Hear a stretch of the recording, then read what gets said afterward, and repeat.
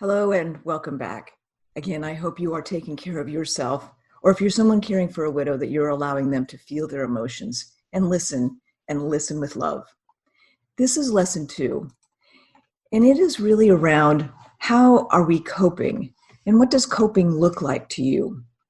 Coping can happen in a moment's notice. You're probably feeling okay, and then all of a sudden something happens and you're not okay. Or you're having days and days of not okay. But one of the things that happened to me is that I got actually a sucker punch. It felt like somebody punched me in the stomach. And that was around the life insurance money. When Rick died, we did have a life insurance policy. Though it was small, it was still some money, and it made a difference for me. But I was surprised that as I walked into the bank, back when you had to do that, I walked into the bank and I had this washing machine of feelings. Here I had this check and this money, and I was glad that it made a difference for me positively going forward. But I would rather have my husband at that time. I'd rather have him now. And I felt guilty for actually feeling a little bit happy that I had some money that would make a difference for me. And what I realized after going through some counseling and going to widow groups, that that's actually a normal thing. So some of the feelings that you might be feeling, whether they're angry or sad or happy, and you're wondering, am I being kind of odd? Probably not.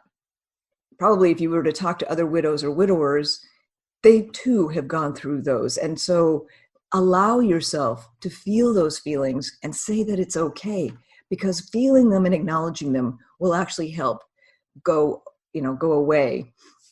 And for me, that time I was an emotional mess. It seemed like every other minute I was on a different emotion. I called it the washing machine of emotions.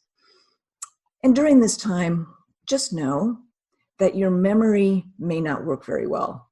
You may not remember things like you used to. And just know that it does tend to get better. Sometimes it doesn't take very much time, and sometimes it might take a year or so, but it does get better. You've had a shock to the system, and your physiology is slightly different. So just know that it does tend to get better soon.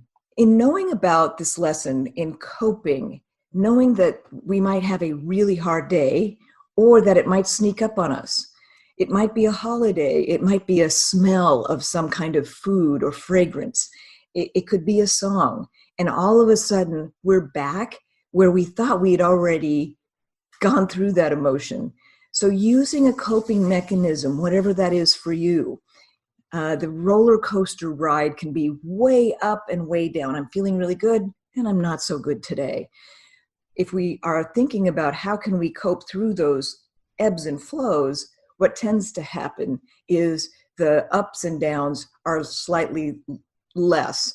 And while it feels like it could be linear, I'm getting better each day, what happens is that you're feeling better and better, and you're waking up and you're going, oh, I'm almost normal. And then something might happen and you slip back down and you're back in the roller coaster ride. That's normal. But if you think, what can I do? Like the movies, or the asking someone to come over to help with rage or depression, make sure that you acknowledge your emotions, speak them out loud, tell them to somebody you trust. And that's an important thing here, reaching out to someone you trust, because you want to be able to tell someone fully how you're feeling. But also think about the word trust in here. You might think, well, that's a family member or a friend who I've known really well. Do take a moment to think, are they really doing the right thing for you? I've been with some widows where their trusted person wasn't really doing the right thing for her.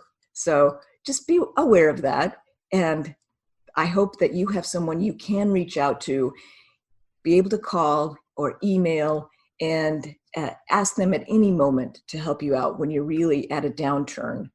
And I do tell you about some of the groups that are available in another lesson here soon. So again, take care of yourself, and I look forward to seeing you again at the next lesson.